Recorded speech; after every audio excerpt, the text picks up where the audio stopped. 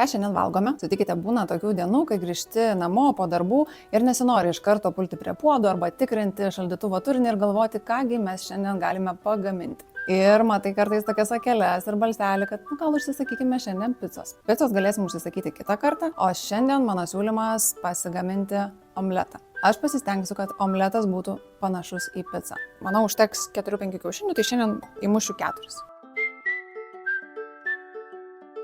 Šiek tiek pipirų ir šiek tiek druskytės. Kiekvienam pagal skonį, aš šiek tiek iš akies. Šiaip labai nemėgstu visko matuoti, geriau mažiau įdėti, nes visada galėsi įdėti, nes jeigu įdėsi jau per daug, kaip jau tada tu išimsim, nebeišgramdysi čia tos druskos kruopelytę. Gerai, tai dabar išplakam. Ir tada esu iš savo mamos, o jinai iš savo mamos, mano močiutės išmokus tokį dalyką. Reikia grietinėlės ir miltų. Aš turiu pasiruošusi grietinėlės ir įdėsiu 1 šaukštelį arbatinį miltų. Va, viską supylėm. Viskas, kaitinam keptuvę.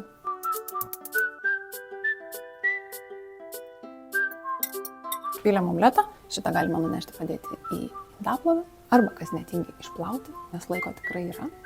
Ir laukiam, kol šiek tiek pakeps. Kai jisai pradeda kepti jau, į 4 dalis su mentele jį susiskirstau, kad būtų lengviau apversti. Uždėsime virto kumpio gabalėlius. Šiandien turiu kalakutienos kumpį, kad jisai truputį sušiltų. Ir tada dedame sūrio. Čia aš turiu fermentinio sūrio. Taip mūsų omletas bus panašesnis į picą. Ir kol išsilydė sūris, aš pasiruošiu pomidorą. Nu ką, tuo dėsime? Picos. Šiaip tai dar papasakosiu tokią istoriją, kaip man gimė mintis omletą šitą gaminti kaip picą. Mano sesers dukra, buvo, kai labai maža, įsitikinus, kad jinai nemėgsta kiaušinių, nors jinai jų niekada neragavo. Tai kai jinai buvo pas mane, sako, aš tau iškepsiu tokią kitokią picą ir tu paragauk. Jeigu tau bus skanu, tu valgysi. Ir žinot ką? Ta kitokia pica buvo skani. Tai jinai tik tai vėliau sužinojo, kad ten buvo kiaušiniai. Ir aišku, ir vis tiek toliau nevalgė kiaušinių. Bet šitą picą jinai valgė. Kągi, mūsų omletas pica paruošta. Tuomet, kaip jau pasiruošėm, pomidorai. Na ir ką? Pica būna su pomidorų padažu. Omletą kai kurie valgo irgi su pomidorų padažu. Mes irgi įdėsim pomidorų padažą.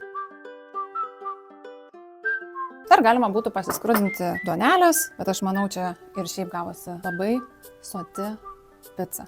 Omletas kitokia pica. Taip skaniai atrodo. Tikrai. Atrodė, nenorėjau valgyti, dabar jau noriu. Apetitas kyla be valgant.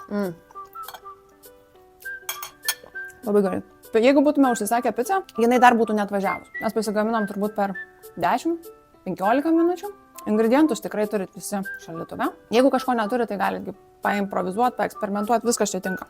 Pasaka. O taip aš gaminu savo ir savo dukrai. O taip. Paprastai. Paprastai, skaniai. Dar kapeliuką.